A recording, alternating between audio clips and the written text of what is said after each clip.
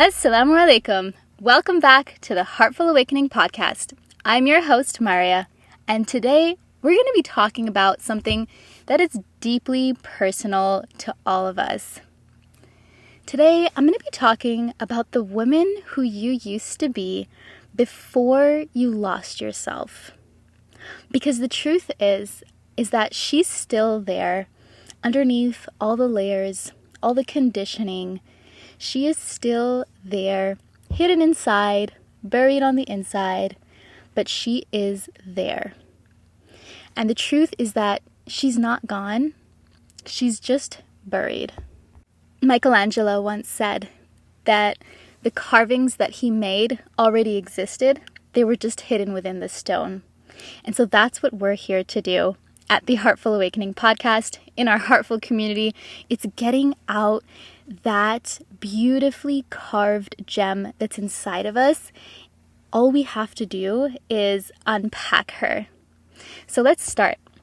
When we were little girls, we were born radiant, we were joyful, we were full of life. If you remember yourself when you were young, that smile that you had from ear to ear, and then life happened. You went to school, you had the stresses, the pressures, the exams, the expectations from your parents. All of it came together and it wore you down. You had that pressure on your shoulders. You felt like you were not enough. And finally, somewhere along the way, you began to disappear. You began to stop talking as much. Right? What if I say the wrong thing? What are people going to say? Am I going to be judged? Right? So today I'm going to tell you my story of how I lost myself and then how I found myself again.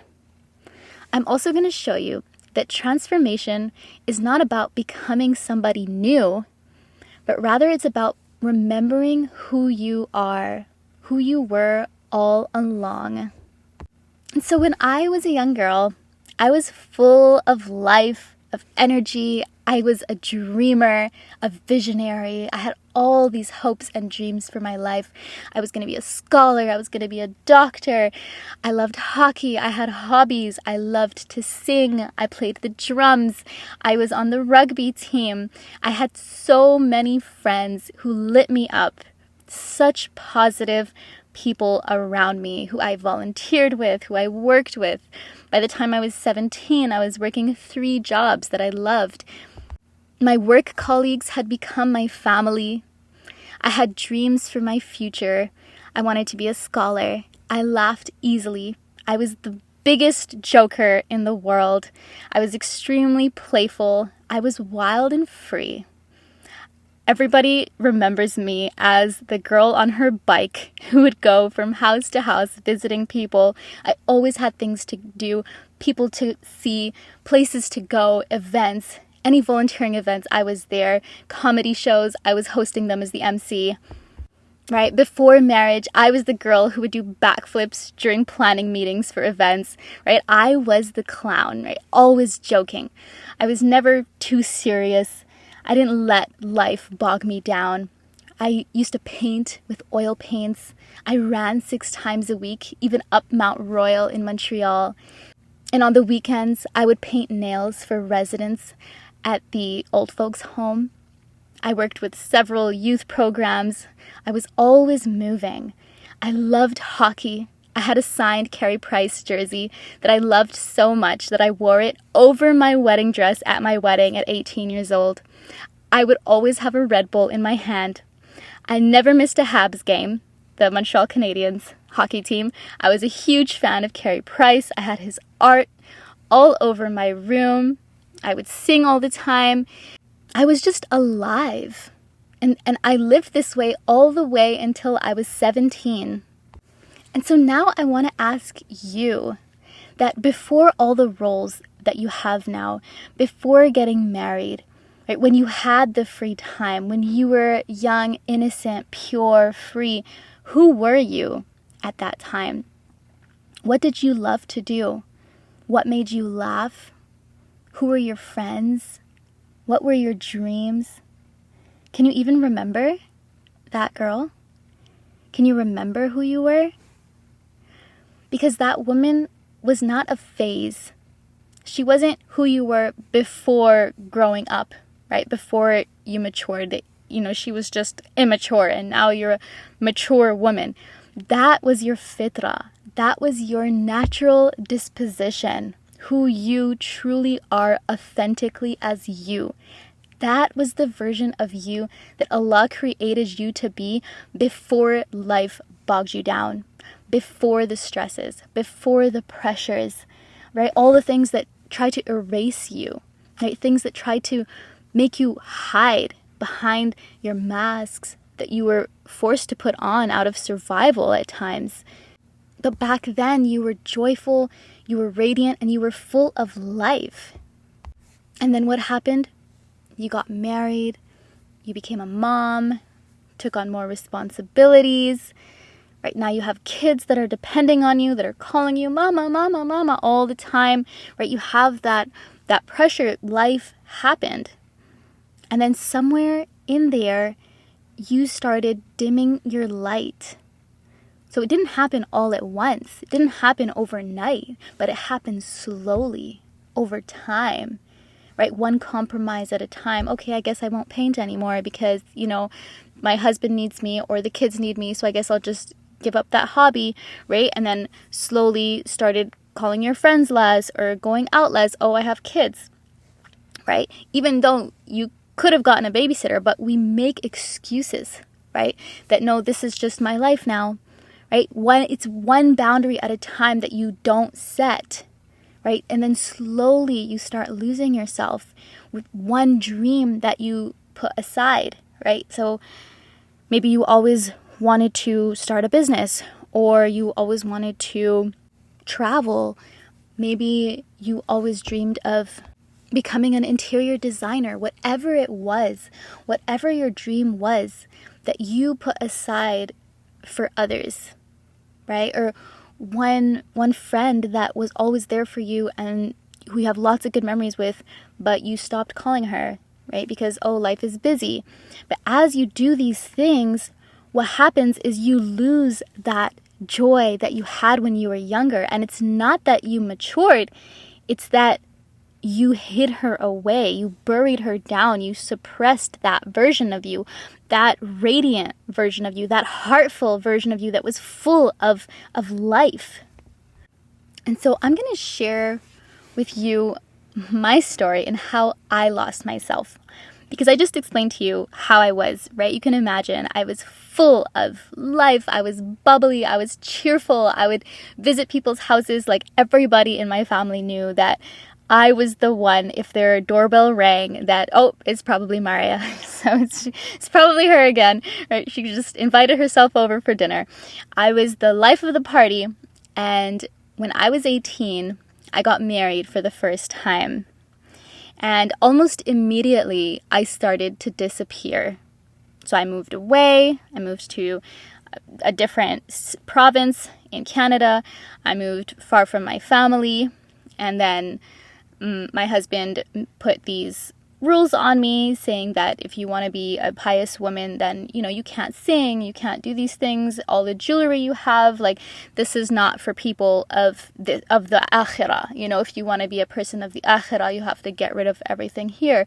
And I understand that there are, certain concepts of asceticism in Islam and zuhud, but what I didn't know back then is that the path to Allah for women is very different than it is for men.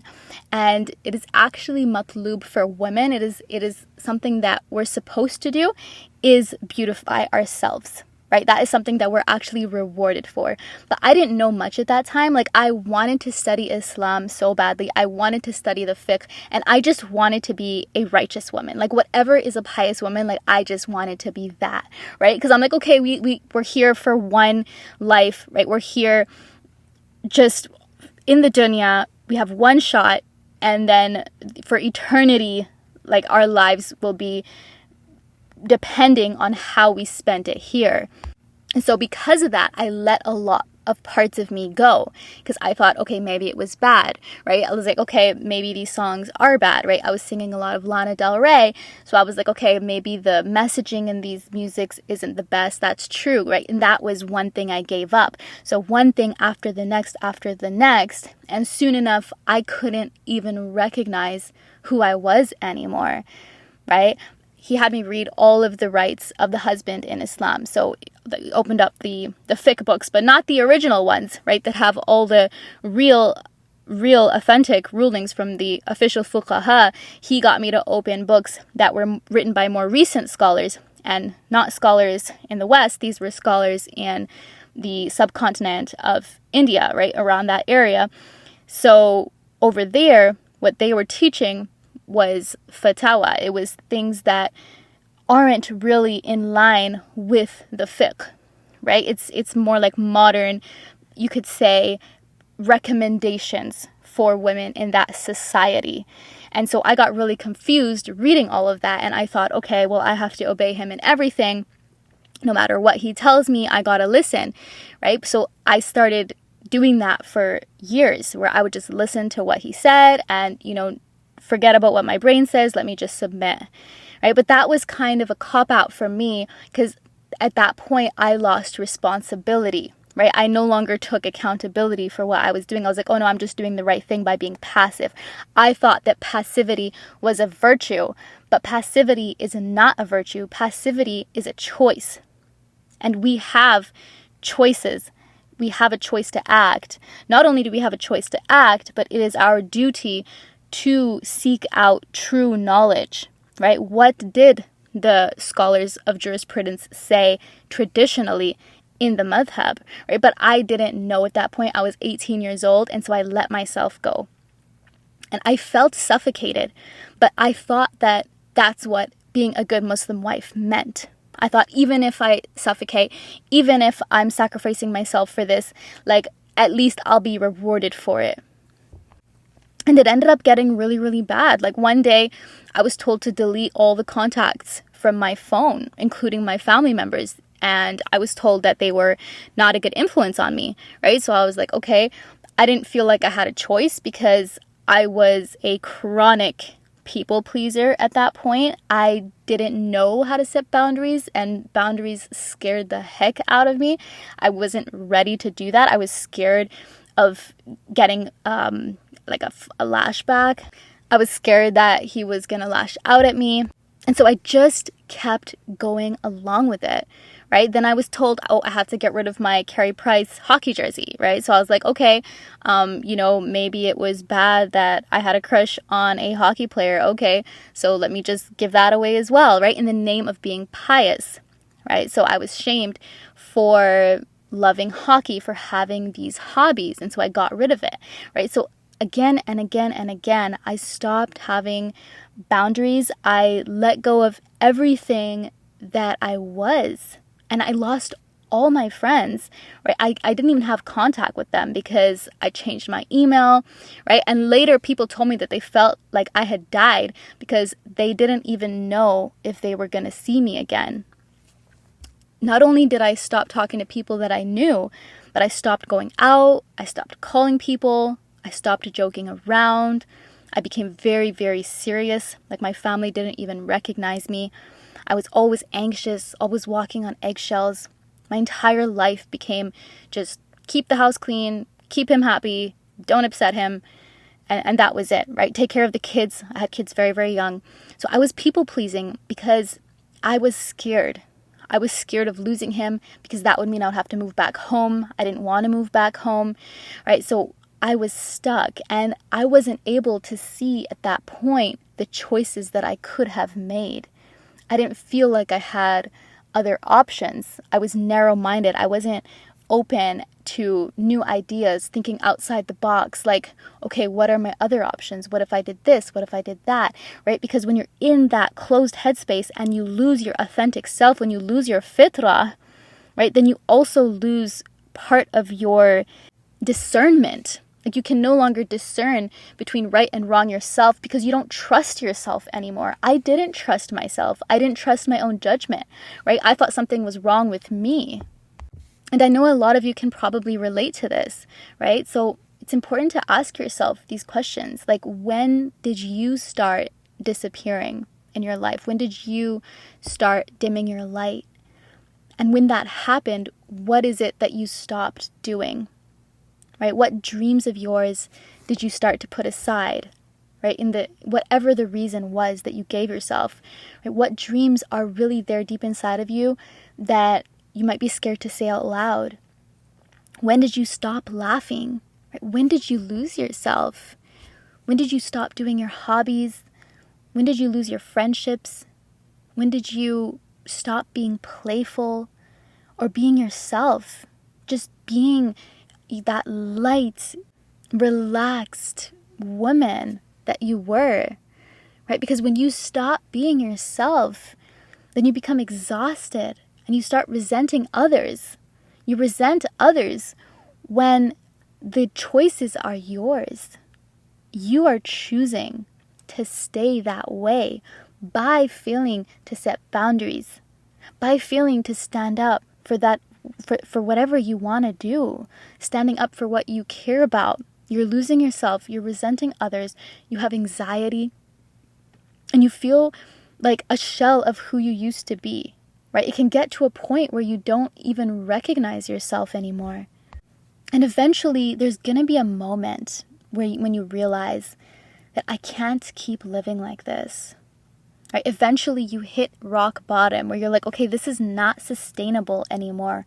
I cannot live like this anymore. Right? Something's got to change. Like, I don't know what has to change, but this has gotten too far, and I'm not happy. I feel stuck. I feel really, really upset that I'm in this situation, right? Because it happens slowly.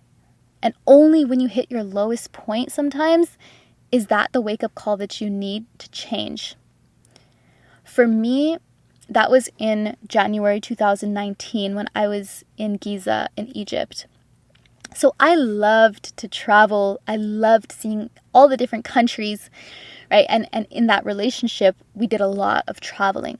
So I was really, really happy for that reason. I loved people. I loved the people that I would meet in every country, right, on the way, and just the different smells, the different foods, the different experiences, the cultures. Like, I adored that. And that was another reason why I put up with the lack of respect, the disrespect that I was dealing with, right? I kept tolerating it because I was like, okay, at least I'm getting this, right? But one day in Egypt, something happened that humiliated me in public. And it was at that moment that I just broke down. Like, I didn't even say anything when it happened. I just stayed quiet. But inside, something shifted where I was like, yeah, I'm not doing this anymore. Like, he's not my person. Like, this is not my person, because my person would never do this to me.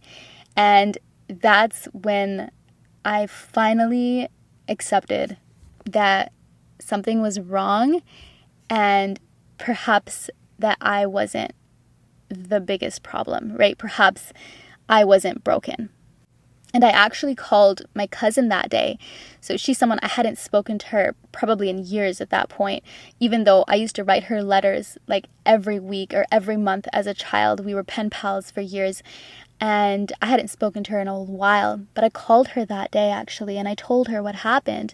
And this was the first time that I had ever opened up to anybody about anything that was going on. At this point, I had been married for 4 years to this person, and I didn't talk to anyone. Like, if I did, it was very, very surface level. So when I called her, I got pretty vulnerable. I started crying, and I had 2 small kids at the time, and I knew that I was unhappy, but I felt stuck in the situation. Like, I couldn't see a way out.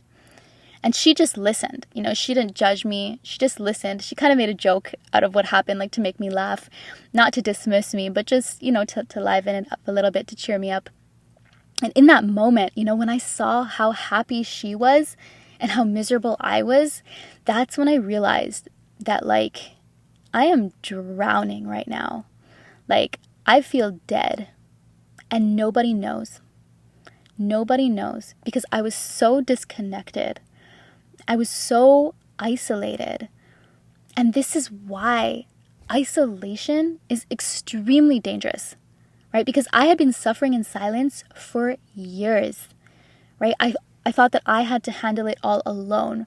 That, oh, if you're close to Allah, like Yaqub alayhi salam, like you just complain to your sadness to Allah, and then that's it. Allah will just take care of everything for you, and you just have to take it. This is sabr, this is patience. I thought that if I asked for help, it would mean that something was wrong with me, that I was weak, right? That I couldn't deal with it alone, right? I had to be in control. Like, oh, I can deal with this. I don't need anybody, right? And I thought that that's what piety looked like. But isolation is in fact extremely, extremely dangerous because you can't heal something if you don't acknowledge it, right? If you don't acknowledge, you don't realize that there's a problem, how are you going to fix it? And this is how we get stuck in the first place, right? Because we're just living in our heads. And if you live in your own head with your own thoughts all the time, right, your thoughts start to become circular, where they just start repeating the same things and the same stories that you tell yourself that are allowing you to stay stuck in whatever situation that you're in. But what happens when you start talking to other people? Like for me, even just talking to my cousin, and I think I only spoke to her for like 15 minutes, but in those 15 minutes, how much did I realize, right? Like, whoa, like, why is her energy so light and mine is so heavy? Like back in the day, I was the life of the party. I was the happy one, the one joking and laughing and, making other people laugh too, right? And now here I was, totally dead inside. And you can't transform something that you're keeping hidden. So if you keep yourself hidden, you don't talk to anybody, and you're just you, yourself, your kids, and your husband, and just maybe one or two other people, right, you're not gonna have the reflection that it takes to improve yourself. And this is why the Prophet ﷺ, he taught people to come together, right? When the Muhajirin came to Medina, the Ansar took them in as brothers, and the Prophet ﷺ like gave them a brother, like you two are brothers, right? Like they would live together.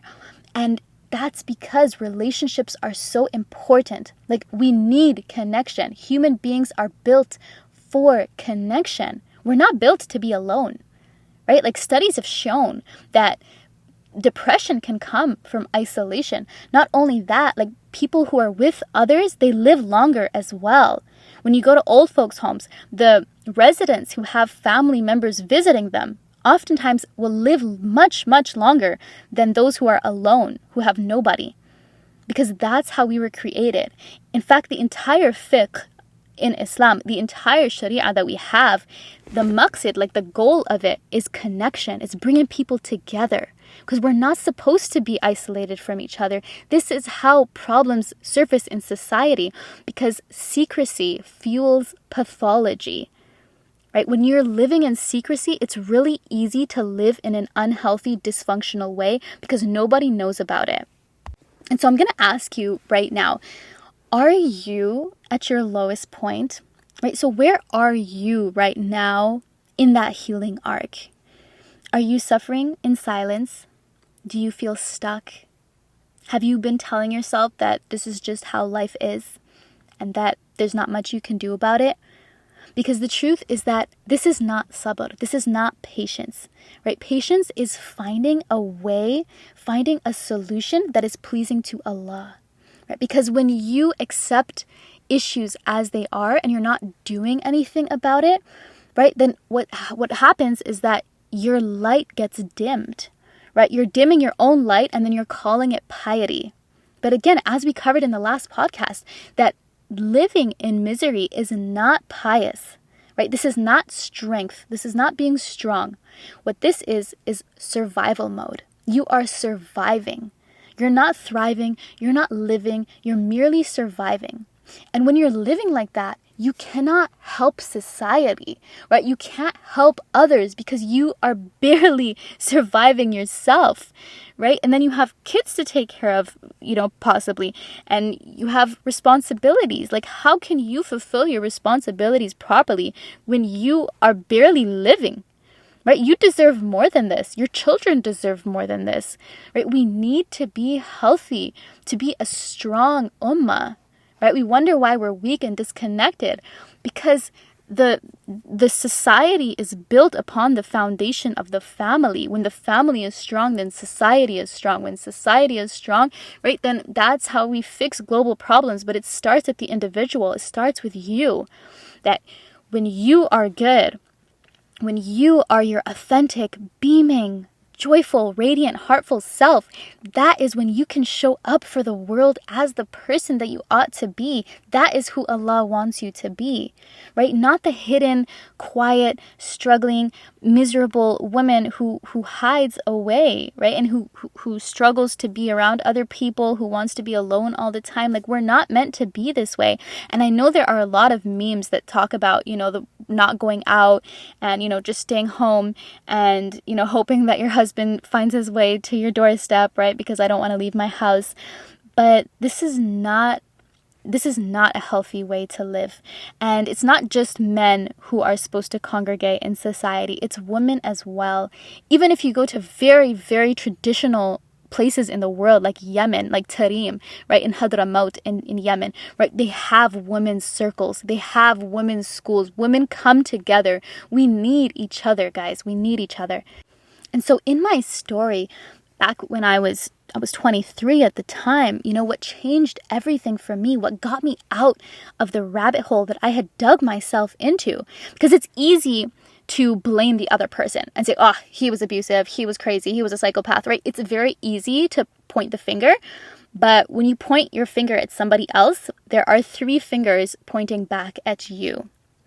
And if you don't self-reflect and you don't realize the role that you played in this situation, you will never be able to stop it from happening again, because your own patterns that allowed that situation to happen are going to keep repeating. And so if you want to end the misery or the difficulty or the struggle that you're going through, you're going to have to take a look at yourself, because we can't control others. We can only control ourselves. And so it's really, really helpful to see, what was I doing wrong, right? And the turning point for me, right, in that marriage was not him, right? It's not him that changed. It was me. I started blooming. I started showing up differently. I started setting boundaries, even if he would get angry, right? I became someone different. But what changed in order for me to be able to show up as that stronger person was that I started talking to people, right? I started calling friends. I started calling my family. I started calling my dad, my sister, right? People I hadn't spoken to in years. Like my father, I hadn't seen him in 7 years, right? I even got an online coach who I could email, right? And I was emailing him whatever would happen. He was a marriage coach. I thought something was wrong with me. So I was messaging the coach saying, like, can you help me be a better wife? Because, clearly my husband's not happy with me. So what am I doing wrong? And then he opened up my eyes to, saying that, what you're describing to me very much looks like abuse, right? So, and I read that again and again and again, because I'm like, this random guy in Vancouver is telling me that like I'm in an abusive relationship. Like, what? Like, I didn't even consider that, right? Because I thought that he was great and it was lovely. I was living in a fantasy, right? I was living in denial of reality. And I had this fantasy that, no, we're going to be the best family and we're going to be a happy family and we're going to have more kids and it's going to be perfect. And this is just a season. It's just a difficult phase, but it's going to pass. But when I started telling that story that I was telling myself to other people, that's when I realized that it was a lie. That's when I realized that it was just a fantasy, right? And that it was very, very far from reality. But I had to say it out loud, right? Eventually, I told a community leader where I was living in the Middle East at that time. And I told her what was going on, just a little bit. Like, I told her maybe a snippet of what I was going through. And she told me to leave. She was like, you've got to leave. You have your family back in Canada. Like, you got to get out of this. This is not good. He's not going to change, right? She gave me incredible advice. She was like triple my age, and she pretty much saved my life, to be honest. But again, can I say that she saved my life, or did I save my life by going to her, right? Like, there was an action that I took that allowed me to get out. And that action was reaching out, right? She helped me realize that my husband would not change. Like, I wouldn't have been able to realize that on my own. She helped me let go of my denial, that I was like, no, like, it's not that bad, right? Like, she helped me realize my patterns. And one thing that she told me was that, Maria, the problem with your generation is that you guys have difficulty accepting reality.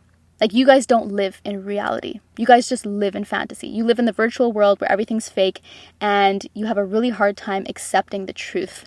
You see, so it was talking to somebody who was triple my age to open my eyes.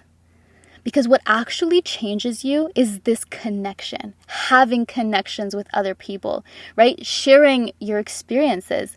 And just because you're sharing your experiences doesn't mean you have to backbite, right? We're not doing riba here. We're not trying to make people look bad to make ourselves look better, right? We're not telling others things that would shame or humiliate other people, right? We're just speaking the truth out loud. We're speaking our truth, our experiences, what we learned, right? The experiences that brought us to the realizations that we have. How did we transform, right? For me, like, how did I get from such a low place to the joyful place that I'm in now, where I'm here talking to people all over the world, right? I couldn't have imagined it back then, right? But getting support was exactly what I needed to start changing, to start remembering my fitra, to start remembering that girl who I was as a teenager, right? And it helped me to realize that, like, I'm not crazy.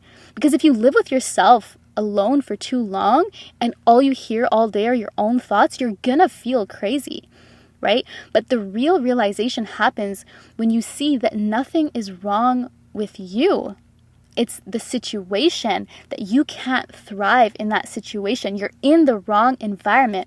If you take yourself and put you in the right environment, you're going to thrive. You're going to bloom. But you need the right people in order to feel seen and to feel understood, right? To feel heard without being judged. Like, this is what community is for. That's why we need community. It was only once I started talking that I started to heal. I couldn't have healed had I been by myself, just saying, I can figure it out by myself. It's fine. I got this. Everything's in my control, right? It was only once I got support that I started transforming from the inside out. That's when I realized that I'm not broken. Like, nothing is wrong with me. I'm enough. I'm just not in the right place. I'm just not around the right people. The people I'm around are draining my energy, and I need to change this. And changing it is in my control. It's easy to feel like, oh, nothing's in my control. There's nothing I can do. But my sister, there's always something you can do. What happens is we forget who we are, right? I forgot who I was, and that's why I felt lost. Once you come back to yourself, you get your power back like 100 times fold. And once I remembered who I was, I remembered that I used to be that joyful girl. That's when I started reconnecting with friends. I started setting boundaries with people, like, this is what I need. I finally started saying no. I started doing the things that I loved again. I started singing again. I started running. I started writing letters to people once again. And I finally started accepting every part of myself, because everybody's got a shadow side. We all have things about us that are not perfect, right? But when you are open about those things and you accept them, you are free. Like, when you accept yourself, you start shining differently. Like, your soul starts beaming so brightly that everybody around you can feel it. Like, when you accept the playful parts of you, the serious parts, all the parts of you, the part of me that loved hockey and oil painting and doing backflips and just being silly, like, all of me, right? When I accepted this, that's when I felt peace. That's when I felt tranquility. And in order to connect to Allah Most High, in order to have a spiritual life, you need peace. If you're living in chaos and your inner world is just turning and churning, and it's a dark place to be, like, you won't be able to get close to Allah. And so again, I'm going to turn it back to you. Like, what would change if you started talking to people, right? What would they hear? What would they tell you, right? What would they hear when you tell your stories to them? Would they interpret it the same way that you do? What would change if you got support? If you had support, non-judgmental people to listen to you and to just be there for you, someone you could relate to, someone who relates to you and doesn't try to change you, right? But rather they witness you. What would change if you stopped suffering in silence, alone? Because once you transform, once you become the authentic version of you that is pure, that's innocent, right? When you become that person, that's when you shine brighter.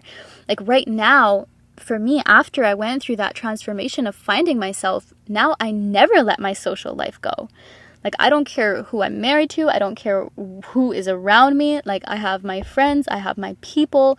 I have the people who I will pick up the phone for, right? Because they are people who give me energy. They are positive. They add value to my life, right? I stay connected to my friends who uplift me.